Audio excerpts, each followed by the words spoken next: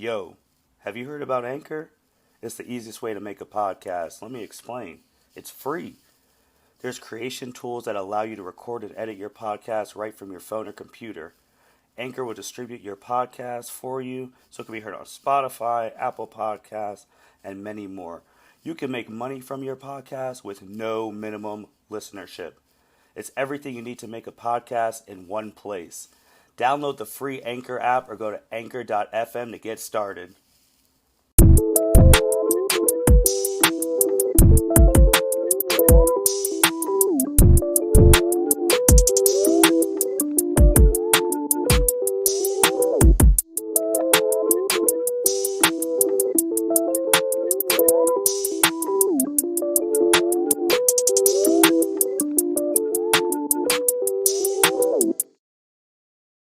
Welcome, everyone, to the L7C Podcast. Today, we have a very special episode for you guys. Finally, the most requested person to be on the L7C Podcast, Chelsea Heppert, is here with us today. How are you doing today, ma'am? I'm good. How are you? I'm doing fantastic. As I previously stated, you have been by far and away the most requested person that Mitch and Cedric and Byron and anyone else who's listened to the L7C podcast has wanted to be on. So first, how does that make you feel being so requested? Very nervous. Why are you nervous? I don't know why they want to hear me talk. They want to hear you talk. You have very interesting opinions on a whole bunch of things. So before we get into today's topic, Chelsea, why don't you just tell the audience who you are and... So I'm Chelsea. I'm obviously a friend of Martin's and Cedric's. I don't know. What do you do? I work at the zoo. I have 2 cats. We're living in a pandemic, so I'm not doing a whole lot. Just binge Criminal Minds. Oh. That's where we're at. Very well, very well. But there's one thing that you really do love, and that is one Britney Spears. So, Chelsea, what got you into Britney Spears? I think she was one of the first, pop stars that I actually knew existed in the world. There's a picture of me, as a child, just holding up one of her first albums and just, smiling from ear to ear. I had, the Britney Spears Barbie doll. I had posters of her everywhere. She just really, I grew up with her. And she instilled a lot of confidence. And I remember, performing little shows for my mom and her friends and embarrassing myself as a kid. So yeah, she's great. I love her. Yeah, she's definitely one of the biggest icons, not just in music, but of all time, especially in our lifetime. And that is the topic of this episode because the documentary heard around the world, the Framing Britney Spears documentary that's now streaming on Hulu and is on FX, just came out recently, and that opened a whole bunch of eyeballs onto Britney Spears from the beginning of her career to the mental breakdowns to where we're at now. And first off, Chelsea, I know you saw the documentary. Mm-hmm. What were your initial thoughts about the doc? Before I watched it, was a little nervous because I have seen other documentaries that she's done, and they're not necessarily portrayed in the best lights because they're more focused in the middle of her breakdown, the middle of 2007, what that was for her. Mm-hmm. One of them was from MTV, and they were part of the problem at the time as well. So I was a little hesitant, but the more I watched it, the more comfortable I felt with it because it was, for the most part, an all-female cast and crew who was documenting this. And they really focused more so on the people around Britney and why everything happened rather than Britney herself, if that makes sense. It wasn't a personal attack. It was, why were these things happening? Why was this okay to happen? And why is this happening to an adult woman? Yeah, definitely. So what we're going to do, we're going to talk about the documentary and some of the important points. We're going to split up into 3 parts, the beginning, the middle, and the end. This was also made by the New York Times, and like you said, all-female director, all that 9 yards. And they reached out to a whole bunch of people who were with Britney at the beginning and are working on the case now. So let's just start in the beginning. The beginning of the documentary was how usually beginnings start, where she was born, how she got into the music industry, the Mickey Mouse Club, all of that stuff. And I think the beginning really set the tone, because it was when she had one of her first performances, the older guy, who I guess was the MC of the thing. The first thing he asked her was, do you have a boyfriend? And she's maybe, what, 10 to 11 yep. years old? First thing, do you have a boyfriend?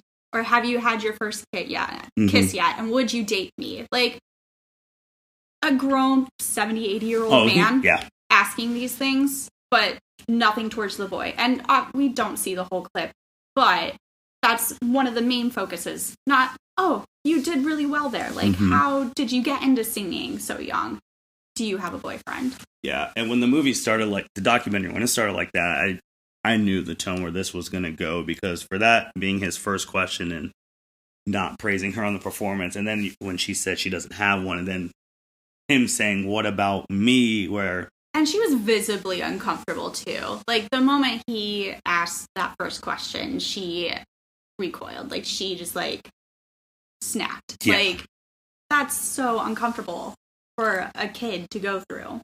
Absolutely. And then going forward with that, too, you start to see, just fast forwarding now, because if she had both her parents. So if you're her parents and you're seeing a 78-year-old asking your 10 to 11-year-old if you have a boyfriend, I would think you would step in and be like, hey, don't talk to my daughter like that. We didn't, obviously, you just said it was a clip, so we didn't see that. And the other big part at the beginning, too, is that the father, Jamie, he's not around. He wasn't around at all. And I believe it was one of Britney's PR publicists, whoever was talking, saying that the only thing she heard Jamie talk about was, my daughter's going to be so rich one day, she's going to buy me a boat. And that... If that's not indicative of the kind of parent he is, I don't know what is. Not, oh, I'm so proud of her. I love her. She'll go far in life. Yeah. No, she'll buy me a boat. With also, because the mom, Lynn, was the one doing all the stuff and making ends meet and trying to make things work, which, fun fact, I didn't know until 2021 that Jamie Lynn was named, putting her parents' name together. Oh. Didn't know that until the movie. I was like, oh. Jamie Lynn Spears. I was just like, okay. So then you go from that cringeworthy thing, and then the dad, to the career, how she's performing in the malls, and then people are starting to pay attention to her. She's starting to really grow, and then her first single comes out, instantly #1. Right. Video, iconic. Like, people are still dressing up as her in 2021. People will always dress up as her in that music video.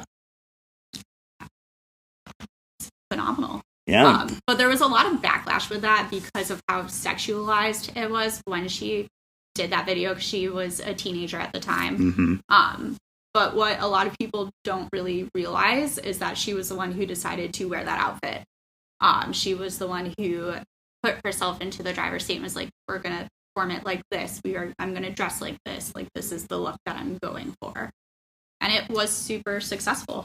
Insanely successful. And it, like, honestly isn't that raunchy. I guess for the time, it's, like, provocative, but, like, the schoolgirl outfit itself isn't that bad. No, it's not. And now if you fast forward to 2021, and obviously they didn't have things like TikTok or Twitter or Instagram and all that stuff back then, or OnlyFans of things like that nature. And now people wear the schoolgirl, like you said, the Britney outfit, and they make money off of that, dressing as her from all the way back then. So she has her first single, the first video, shoots up to #1. She's an instant star like that. Everyone's going to her concerts. Apparently now she has the money to buy the boat that her dad wanted. Oh no, he can buy the boat. He can buy the boat. She can't make that decision. Yeah, because she's 16. That is true. And then you just brought up how other people had issues with that, about her being sexualized and all that, but you said that she made those choices because she was the one who made those choices. But back then, I felt like she handled it very well from the documentary. I mean, she was at 16, you're going to all these different places and performing. You used to perform in malls, now you're performing on TRL at the time, and we definitely don't have that anymore.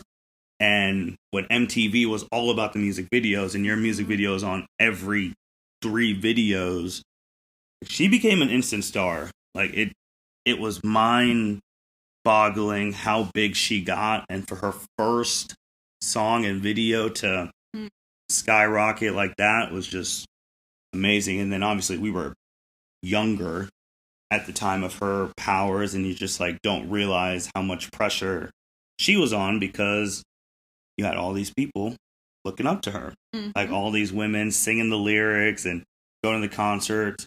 But then on the dark side of that, you had the moms who, I remember one quote from the movie from the governor's wife, that she would shoot her. Yeah. And I was like, did you just openly say that you would shoot Britney Spears if you saw her because of her image? Because of her image, and because she's not a good role model.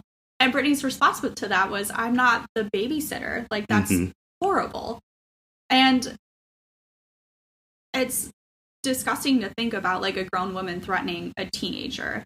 I was actually talking to my mom about that, and my mom remembered when that came, like, out, and, like, when that was big news. It's just mind-blowing that was a thing. And the worst part about that is that still goes on today, with, not in the sense of threatening people's lives, because jail and obviously, but in the sense that parents are disgusted by younger singers, younger influencers for dressing provocatively and saying that they're not good role models. And it ultimately falls on the parent to be a good role model. Like, that person is not raising your kid, you are. Like, if you want to sexualize that individual, you can, but you can also teach your kids about body confidence and control and expressing themselves in a safe manner. So it's just an interesting takeaway. You're absolutely right on that. I do remember how then, when that movie, the music video came out, there were the people who were like, oh, Britney's just this all shucks girl, things of that nature. All American sweetheart. Yeah, to then Britney is now this sex symbol, imagery of her. And then another crazy quote I remember from this doc was Jay Leno on his night show, which was very popular back in the day. Some people only know him for having the cars in his garage. But he said, when you're talking about the dual personalities of Britney Spears, do you want that girl, the schoolgirl who you could take home to your mom and introduce, or do you want the slut who puts out all the time? And you guys know who you're picking. You're picking the slut. And just hearing that on the documentary, I was just like, oh my gosh, this was okay. And I was like, we're talking about like that time 16 to like 18-year-old girl. We're just saying, do you want schoolgirl Britney or do you want slut Britney? Like that was wild to me. That was another major quote that's just stuck in my head since watching that doc. When you saw that, what did you think? I was blown away. I can't imagine being slut-shamed at that young of an age on that big of a platform in front of millions of people, knowing that you have all these pressures to be a good role model, but you're also learning who you are. You're learning about your sexuality, about like being a woman and starting to take those baby steps. Like, I can't imagine just going through that like on such a public scale. And Miley Cyrus just went through that a few years ago, and people are still taken aback by like how she was treated. That was 4 or 5 years ago. Yeah. And we're rewinding all the way to Britney and how badly she got it. Like, that's insane.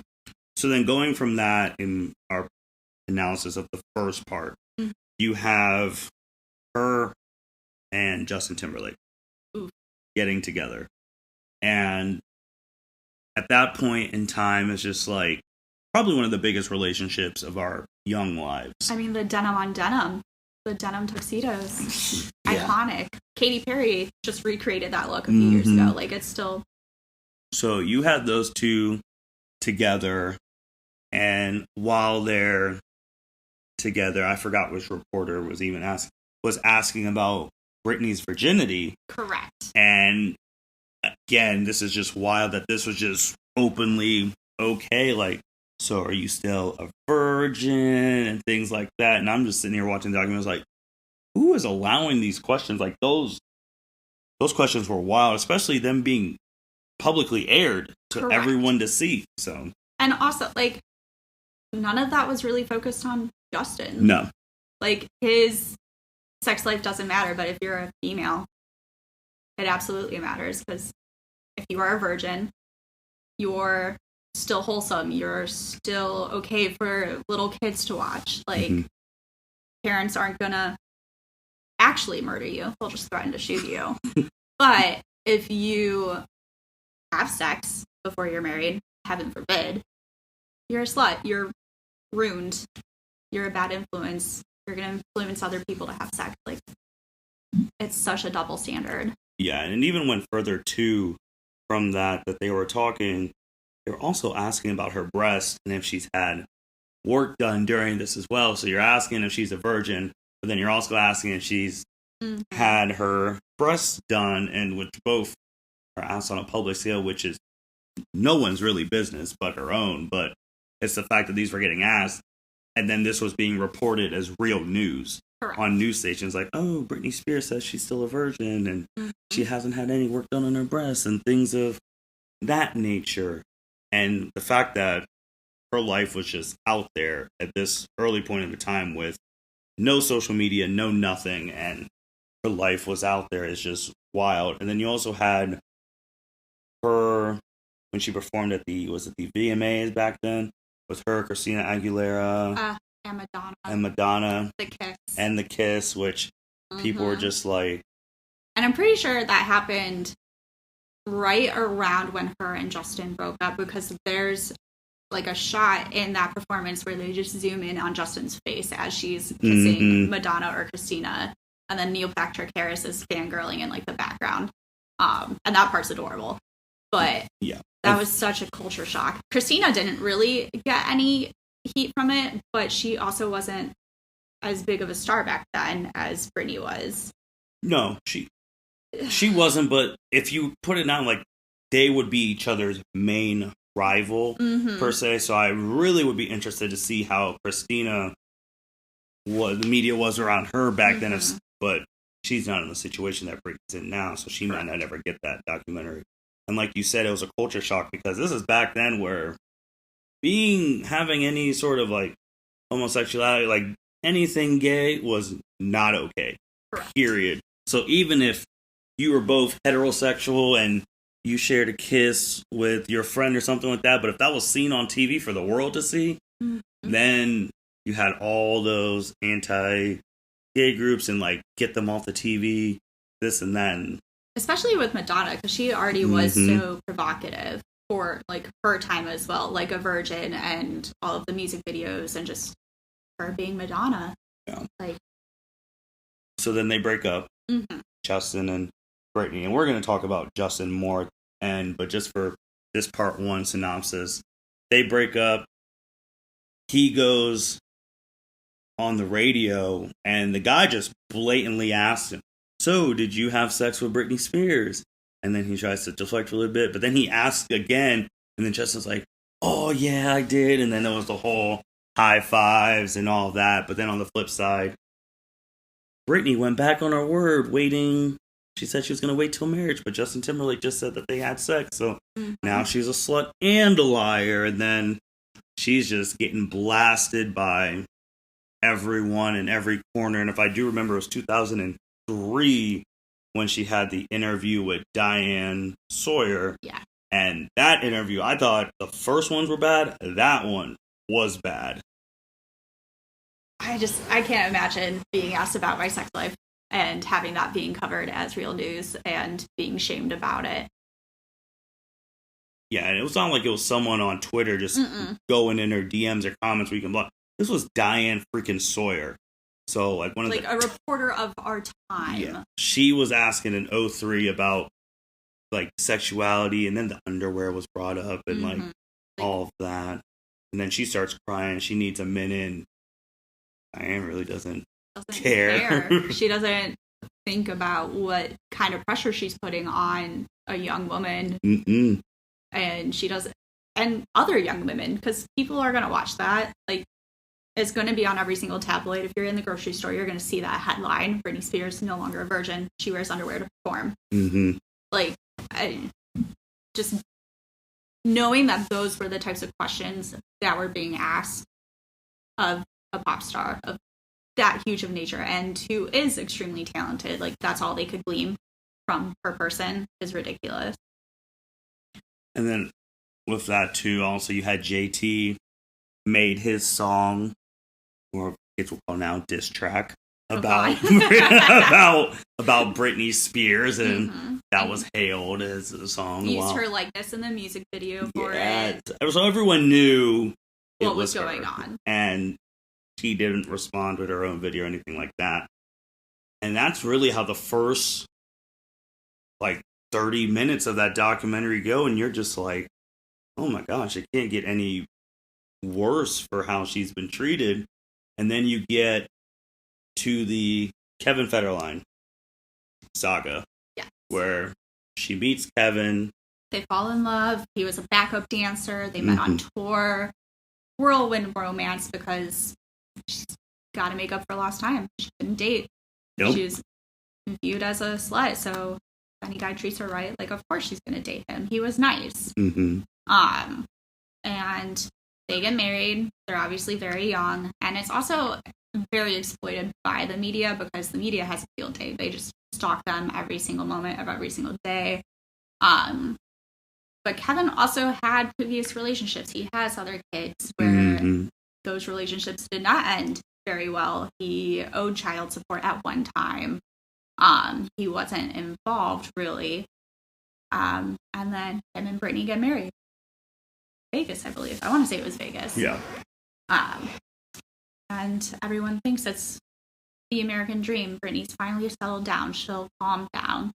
She won't perform in her underwear anymore. And then she is pregnant with her first child. And that's when I think the paparazzi really got involved in a more serious manner. And serious being the stalking and, like, such extremisms, like, for it. Yeah, so the first big thing I remember when she had her child in the documentary was the driving car seat fiasco. Yes, with the baby in her lap. With the baby in her lap. Britney drove from point A to point B with the baby in her lap. Everyone caught that. And then this wasn't just on, again, tabloids. This was on CNN. Like, I want to preface for everyone listening that all of Britney Spears' actions were on CNN, NBC, all of those things. Washington Journal, like, everything. So, yeah, and even at that point in time, too, remember that we're still, like, at war with Iraq at this time. And you would have the war in Iraq news and Britney Spears news going back and forth, which is mind-boggling that we're in a war and Britney Spears driving to point A to point B with their child in her lap is news 1A, 1B with the war in Iraq. And Britney explained that, I mean, she said her dad's done it before. But if you also take a step back and look at the picture, look at how many people are surrounding her and her car. And if you are a new mother, that's your child, you need to get out of the situation. You would absolutely try to get out of there as fast as possible. And that's what she said. So, yeah, I don't think she's a horrible person for doing that. I don't think she should have been as villainized as what she was during that time, because safety. People get grabbed all the time from paparazzi. Gigi Hadid a few years ago was literally picked up by some paparazzi psycho fan, and her security guards had to, like, grab her to save her. Like, those were the times that she was living in. Yeah, so then we go from there, and then that's all on the news. And then she has another child with Yes. Kevin Federline. Yeah. And then we start to, she wanted a haircut. So they start to break up. Yeah. Things get really bad. Her image at this point is considered tarnished by everyone involved. So she is constantly being told to do these appearances and like trying to be the good girl. And people are obviously constantly like doing her makeup, doing her hair. And so one night she had enough, and so she shaved it off. Her reason for that is she's taking back control. If people can't touch her anymore, then she's in control. Yep. She can't be their Barbie anymore. She can't be put up on this pedestal because they have nothing to do with her. So she shaves her hair, and it's a culture shock. It was on the front page. It was the biggest news of that time, of that week, of that month, shaving her head. It was everywhere. Everywhere you looked, it was Britney Spears shaves her head off, so she's obviously crazy. And so the paparazzi took it a step further, and they're still following her around. They're stalking her property. They're stalking her younger sister all the time just to get a headline. There was one article too, this wasn't in the documentary, where Britney Spears and one of her friends went for a swim, and it was very spontaneous, but they swam in their underwear, and people were so offended. But like, her underwear was the same equivalent as a bathing suit. Yeah. And it was around like the same time frame. But the paparazzi were just getting this high from all of her actions, and she was trying to take back control. And they weren't just leaving her alone. And at one point, she did ask them to stop, and this is when she hit the car with the umbrella. Yeah. And again, you're young, you're being followed by adult men. Nighttime, you're at a gas station, and they won't listen to you. So she took matters into her own hands. Yeah, at that point in 2008, somewhere in that time frame. She wasn't even like, she's in her 40s now, but she wasn't that back then. She's 26 at this point in time, so she's right now around our age, a little bit younger.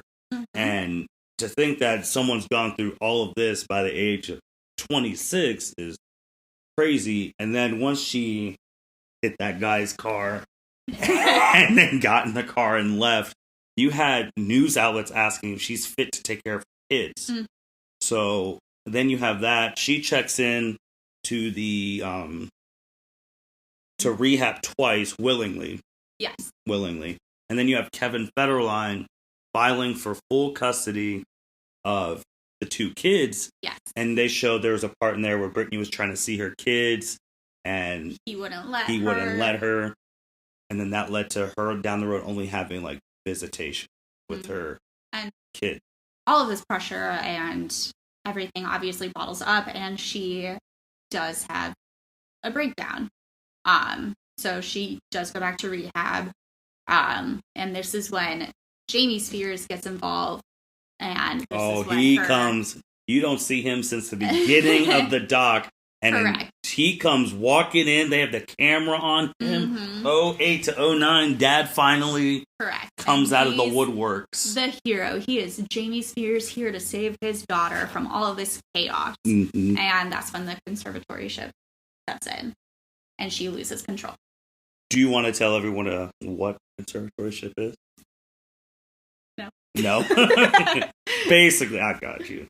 So, basically, her dad was in charge of who she can see, where she can go, how her finances are used. Basically, life planner. Like, he has full control of her life. And this was in 2008 when it first got established. And conservatorships, like, they're also primarily used on elderly people who cannot make those decisions anymore. So, like, this is pretty unprecedented, like, for a 26-year-old to go through. A 26-year-old who is wildly successful to be put under as well. So to keep that in mind. Yeah, and it was only supposed to be temporary until she got under control. And it's crazy, too, where when I was talking to someone else about this, Britney almost had like 2 whole careers. You had the Hit Me Baby One More Time and the Kevin Federline stuff. It got cut there. Then she had her new career where she reinvented herself. You had Toxic come out. You had Till the World Ends. Now you have the iconic line, "It's Britney, bitch." Like, you have all of those things. Like, she literally reinvented herself once she came out. And she's back #1 on the chart. She's going everywhere. I mean, she had an album in 2007, Blackout, literally during the time of all this, less than a year later. And then she had another one, Circus, 2008. And she's out there. And immediately. And then the biggest thing, too, is when she had her residency in Las Vegas. It was amazing. I cried. I knew every single word. There's a video of my mom filming me, of me crying while singing and dancing. So she had that. But it's crazy because this conservatorship was from 2008, and it was only supposed to be temporary. Here we are before 2021, 2019, so 10 years, and it keeps getting extended. Correct. And her dad is primarily in control of everything, including her finances, which is an interesting choice because at one point in his life, he did file for bankruptcy. Just to remind everyone about that. And he is in control of every single business decision, every single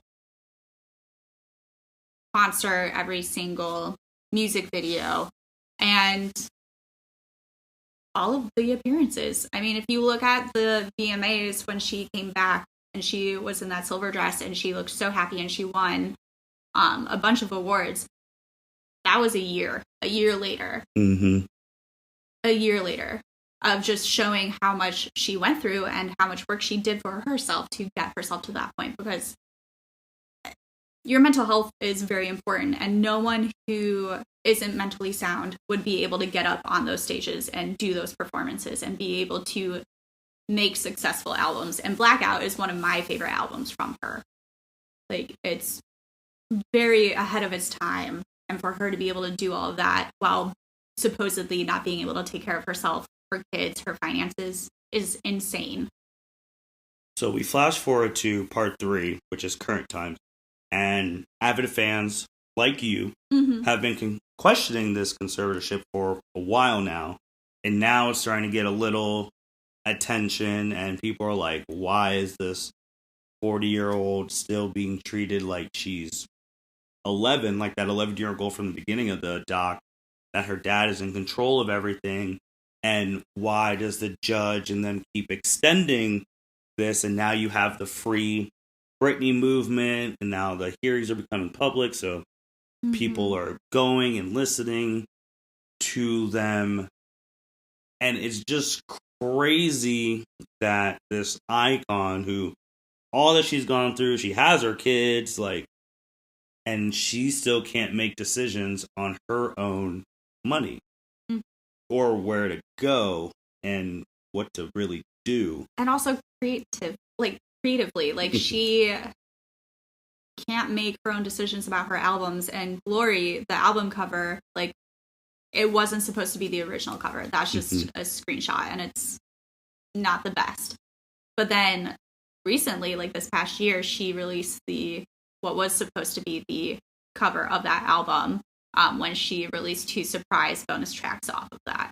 So it's interesting to me that she can't make those decisions either. And then you have the 2 sides. Now you have her lawyers fighting to end this.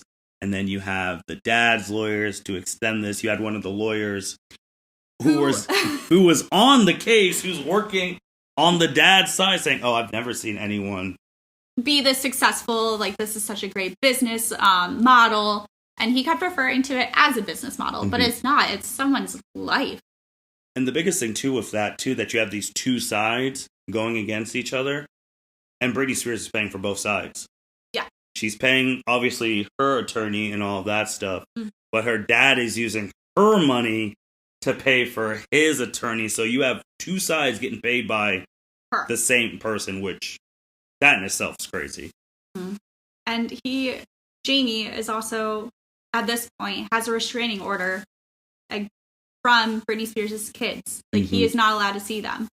So this man who has a restraining order, who has filed for bankruptcy, who is not involved in her childhood whatsoever, comes in and is this almighty father figure, and he still has control over everything.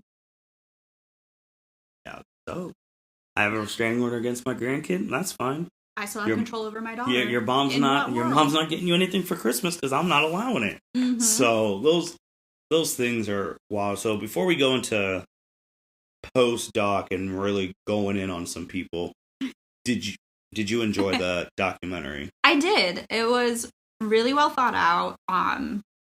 I definitely appreciated the viewpoints that were taken from it, and I think it came out at a really good time as well. Especially because we are a little bit past the free Britney moment. It's obviously still going on because she is not free from the conservatorship, but it's more at the point where Britney is still pushing for these things. It's not just a Hail Mary anymore. Like, this is an ongoing thing. And I think it also, after the Me Too movement, it sheds a lot of light about what happened in the early 2000s. I loved it too. Like, when I started watching and I was taking notes for this, I was instantly hooked because I couldn't believe some of the things I was seeing, which then goes into our next assessment of this documentary, the post thing on people need to have some statements out there. And let's just start with the guy who came out with one as of today before we recorded, JT, Justin Timberlake. So, as all celebrities do when they mess up or get peer pressured and bullied, he went on his Instagram and he said he's seen all of the tags, messages, comments, and then he wanted to apologize to Britney Spears and Janet Jackson because the Super Bowl just happened, so everyone brings up that infamous moment and how he was sorry for that. But then he goes on to say the industry is flawed. It sets men, especially white men, up for success. It's designed this way. As a man in a privileged position, I have to be vocal about this. So, one, were you surprised that the social media bullying helped JT have an apology? Were you surprised that he actually did it? Or I wasn't surprised that he actually did it. Just because he has faced a lot of backlash over the past few years. So it was a very, let's go to my publicist. How can I just make this not disappear, but like, how can I appease everyone?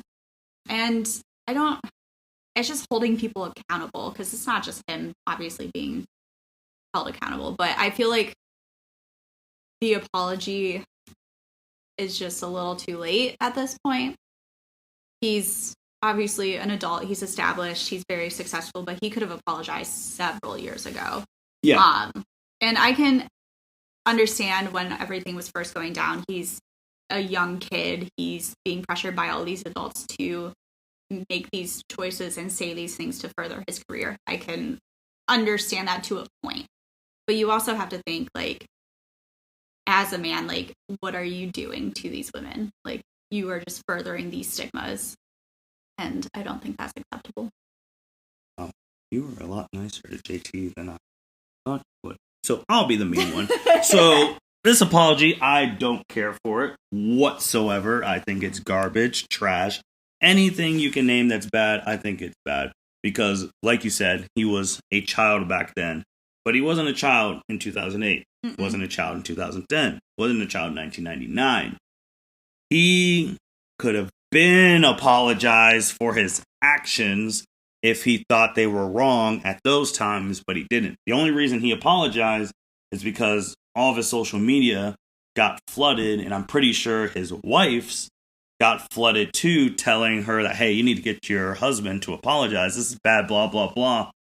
And for me, I don't like those hollow apologies, because you wouldn't have apologized if that section wasn't in the documentary. If no one saw that, you would have been carrying on your life. You wouldn't have cared. You wouldn't have been coming out saying, oh, the industry's built for blah, blah, blah. Like, you're only saying this because you got bullied. Point blank, simple. You got bullied by the internet people, and now you apologize, and some people are like, oh, this is great, but he's only doing it because he wants to show that he apologized. Like you said, his publicist said, hey, you got to do this. Mm-hmm. This is bad look. This is bad for business. Especially after he already cheated on his wife a year ago. Yeah.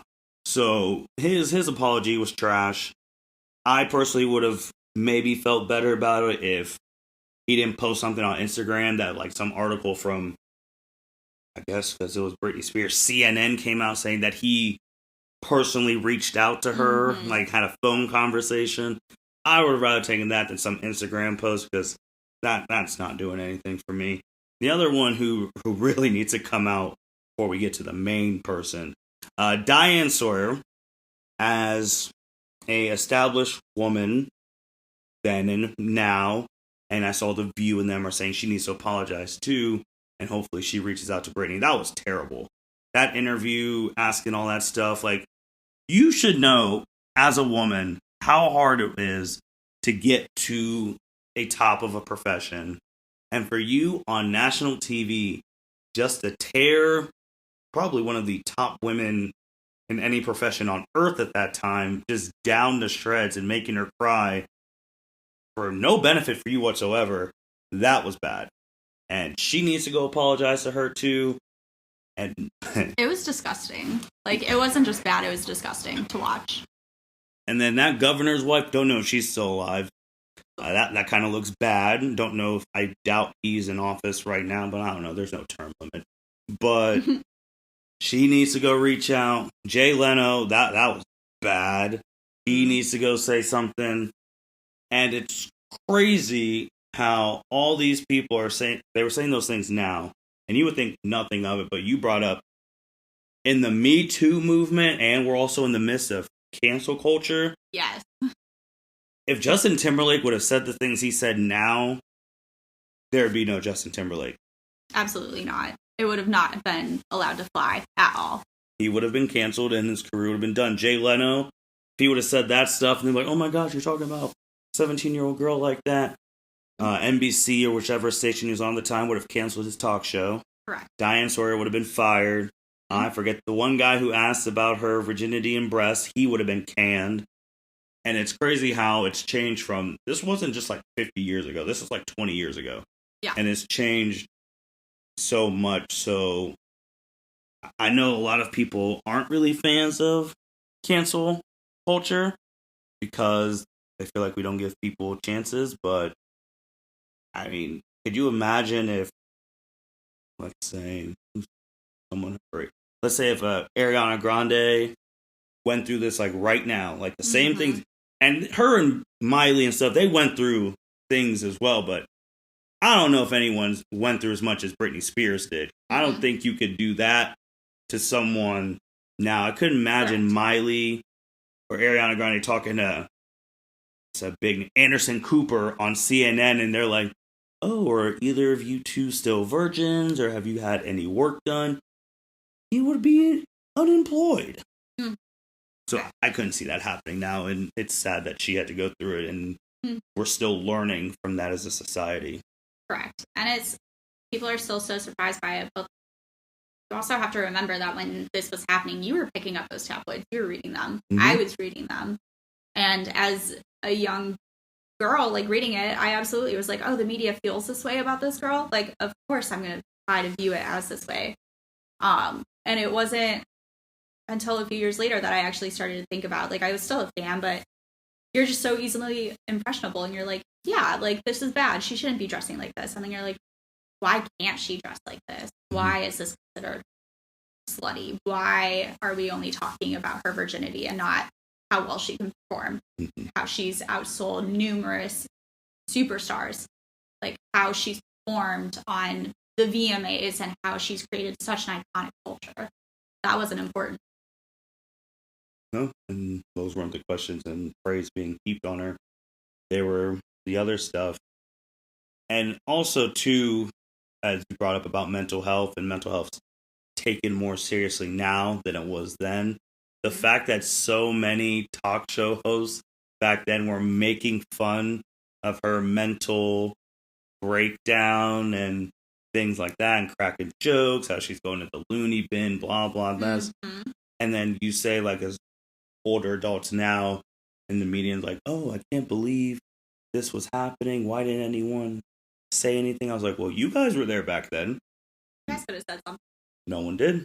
It was okay back then. So I also don't like how everyone's blaming other people for not saying anything when they could have said something as well back then. But that was the norms.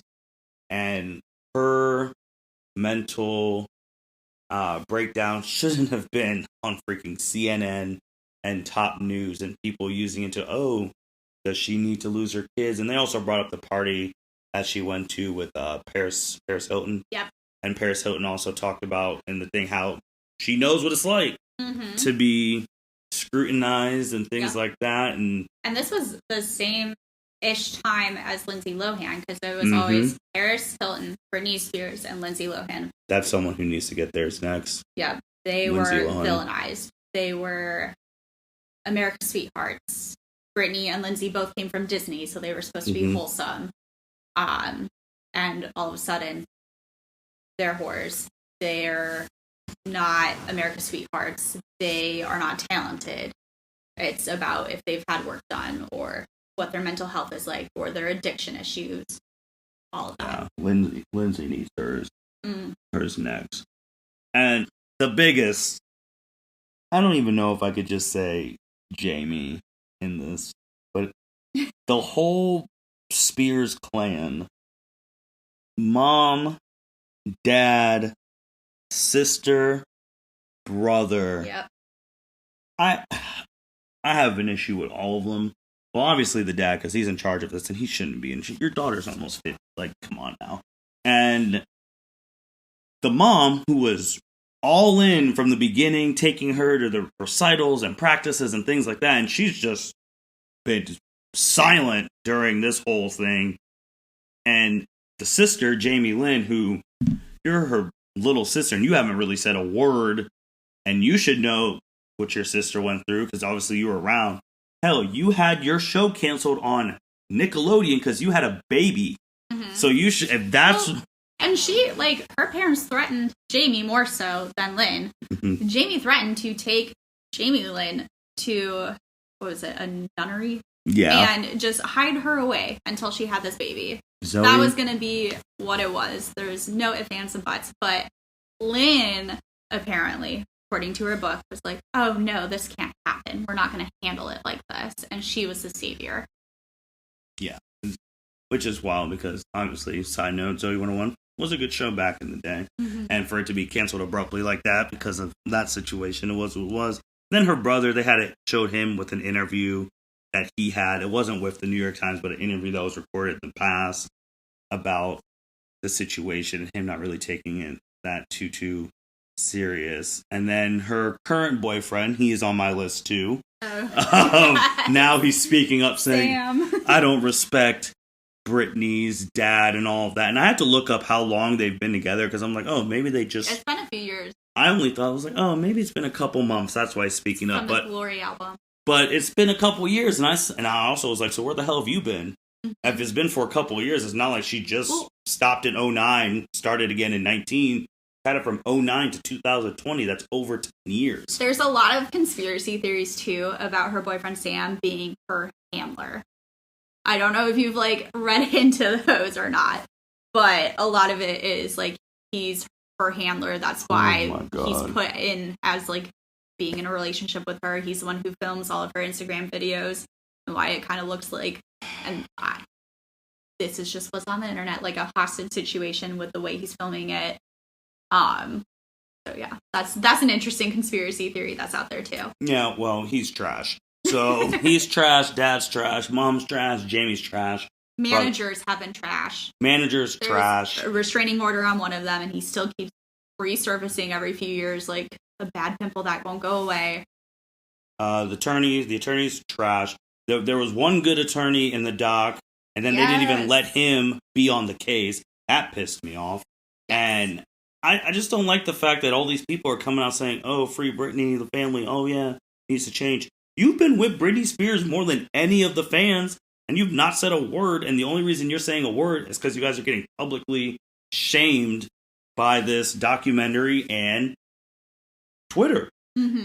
And I watched to the end. I watched the whole thing in the credits, how they tried to reach out to the family. None of them commented. And they're not even sure if Britney Spears got the request. I mean, she didn't get the request. There's no way. The dad went, got the mail, saw it, ripped it up, told Britney it was some... No, she didn't get it. So that really irritated me, that New York Times, they did whatever they could to reach out to the family. And if the family isn't getting mad because they're getting publicly shamed, then they had a platform to say what they want. And they all declined. And that was really all I really needed to see on that. And anyone else who...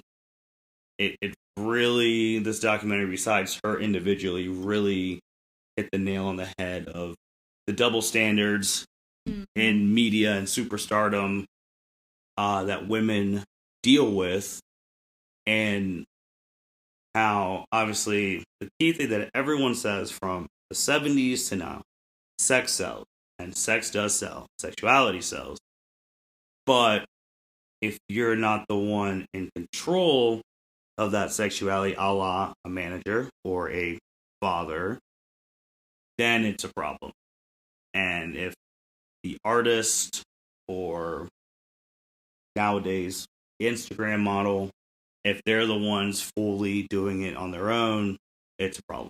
And then you get slut shamed. Right. And that is... Because you can't own your own sexuality. You can't have control over your own body. No. And with Britney's case, it had to be... Weird to say, it had to be owned by her dad, and yeah, that's disgusting. Yeah, and her managers, because they're the ones, and it's like they never asked the managers or the clothes people who were making the stuff, or like, hey, did you feel this look? Like they always just directed it at her. And there's also a scene in there where the age-old thing, where she was talking about she knows what she wants and stuff like that. I think someone in the castmates called her a bitch or something. And it's the age-old thing where a girl stands up for herself. In the music world especially, she's a bitch. But if a guy does it, he's the man. He's harsh. So that was the really overarching thing. So now we're in 2021, do you even see this conservatorship ending with Britney? No. I think it'll take a very long time for it to actually go away. And I don't think that she's going to perform until then. Like, she has openly said she will not perform until it's done or release a new album. And I think that's heartbreaking, not just for the fans, but also for her, because she is a very creative person. If you've seen any of her other documentaries, granted they're from different perspectives, but at the end of the day, all she wants to do is perform. All she wants to do is work. And she can't, because she has no control over that. She can't do the things that she wants. She can't show the world that she can actually sing. She's one hell of a performer. She's so talented, and she can't do this because of the control and because of all the limitation. I don't know how the succession line goes, but if something were to happen to her dad, like if he passes away, who's in charge of her? Is it the mom now? At one point, it went to Jamie Lynn during the summer. God, no. Like, the sister? She briefly had control. And I don't know how permanent that would be, because all Britney wants is for a different set of lawyers to be in charge. Yeah. She's not even like really protesting the conservatorship. It's her dad and her family being in control. Yeah. It's something definitely is going to be in the news. I mean, if she's 40 something now, you would think her dad is around 80. Well, and he's had some health problems. Yeah. So if something were to happen to him, that'd be the biggest thing. If he dies of natural causes, who's in charge of Britney now? Does end? There's never been a case like this in the history of ever that a conservatorship has been this extended this long. We're definitely have to wait and see. Chelsea, you did it. I did. First episode there. Do you have any shout outs or anything you want to get out? No. Thank you. Thanks for having me. All right. I'm not that cool to have shout outs. Oh, nobody? Don't want to shout your mom or anything like that? Thanks, Joan. Thanks for buying me my first Britney Spears CD. There taking me to her concert for my 21st birthday. See, there's a shout out. There we go. So, as always, thank you everyone for listening to the L7C podcast. Thank you, Chelsea, for finally coming on. And now I'm just going to ask, because everyone else is going to ask, will you be back? Sure. We can talk about Lindsay Lohan next. Guys, we finally have Chelsea Heppert being on the L7C podcast. Hopefully on a frequent basis. Maybe once a month, but she's finally here, guys. We got her. And with that being said, thank you everyone for listening to L7C Podcast. Make sure to like, rate, comment, subscribe. And you guys take care. Thank you for listening to this episode of the L7C Podcast. Be sure to like, rate, review, and subscribe to the channel. Follow us on all social media platforms, and we'll be talking to you guys soon. Take care.